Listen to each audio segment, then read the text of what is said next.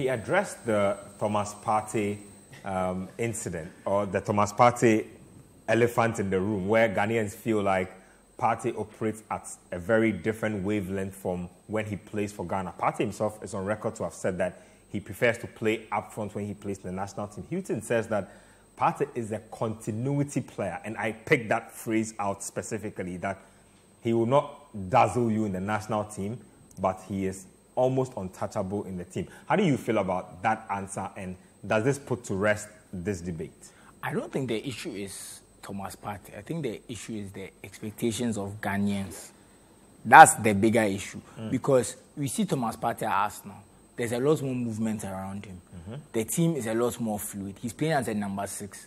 He plays for Ghana now. He has more attacking responsibility. But you are also expecting him to also be controlling the tempo at the same time. We are putting a lot more responsibility on him in the Black Stars than he does for Arsenal. And then we are upset that he's not meeting expectations. The Partey you see at Arsenal does a very specific job. The players who are the ones, the job we want him is like we want him to do him and Shake's job at Arsenal at the same time for the Black Stars. But for Arsenal, he does just Partey's job.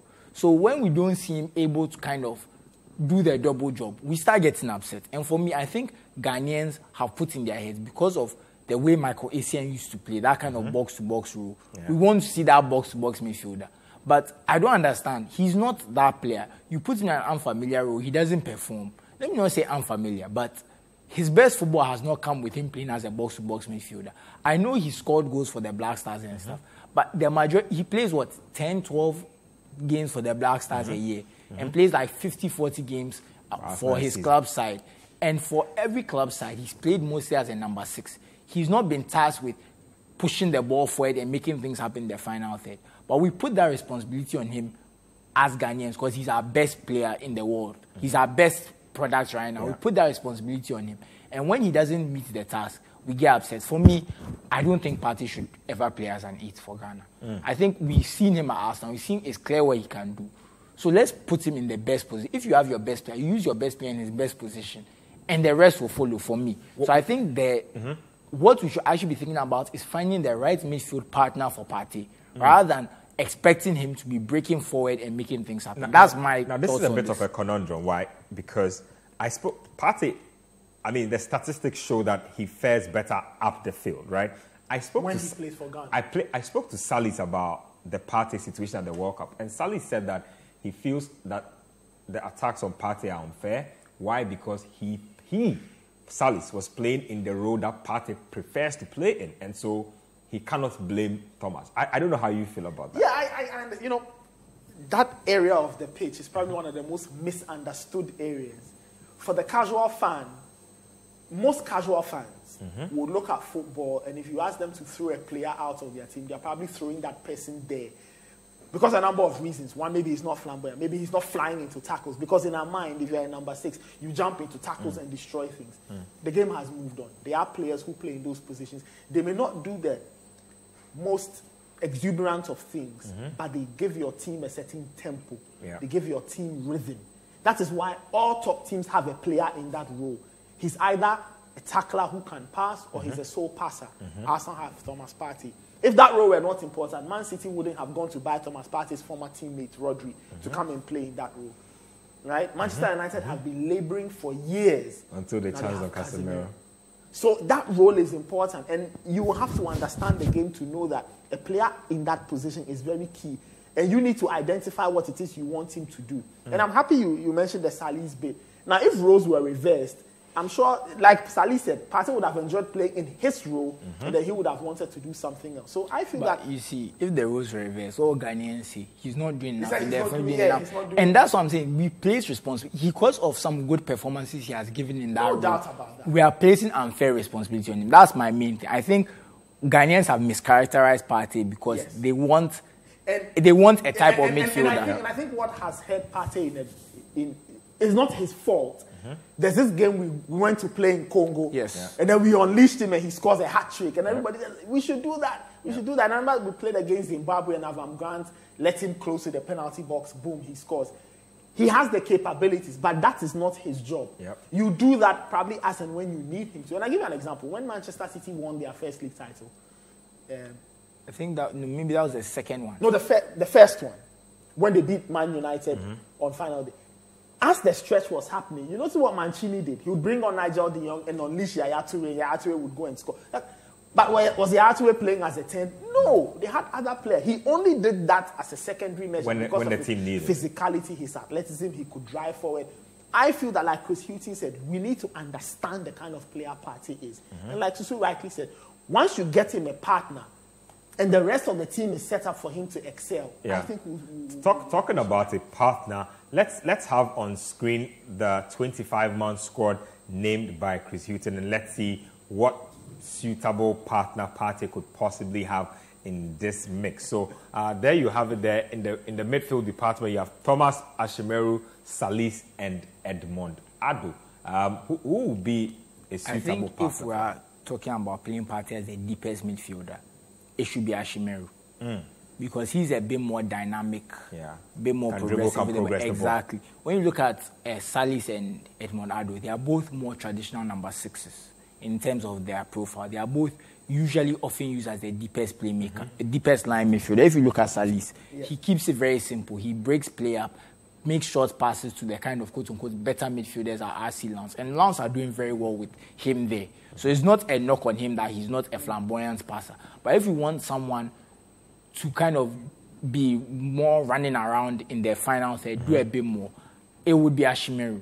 But like I said, it's likely we'll see Salis and Partey because we decided that Partey is a number 8, which I think is a mistake, but it is what it is. So in that case, if you are playing Salis, who is a bit more, not more assured, but can do a better, is more conservative. If Chris Hughton plays Thomas Partey by him, which is likely to happen, would you tell Hughton to... So does it now fall on Chris Hughton to give Thomas Partey a new role? Well, that's what I've been saying. We've been using Partey in that role. And like I said, I don't think he's particularly suited for that role. Because I believe if he was so suited for that role, he'd be playing there ahead of Xhaka for Arsenal. It's that simple. Because I don't think... Or they would have bought another... So are you saying that we are inadvertently making a mistake by playing Salis and Partey together? Yes and no. I think when you look at this squad, Salis and Partey is probably the better partnership. Not that Ashimeru is not good, but I think Salis and Partey, looking at the midfielders here. Now, if we had maybe Daniel Kofi and maybe some of the other, maybe Jeffrey Schlupp, who's a bit more dynamic in their squad, and you said that we are going to play Partey as a 6 and one of them as an 8, I would agree. But when I look at Ashimeru, I think Ashimeru is just a tier below those two.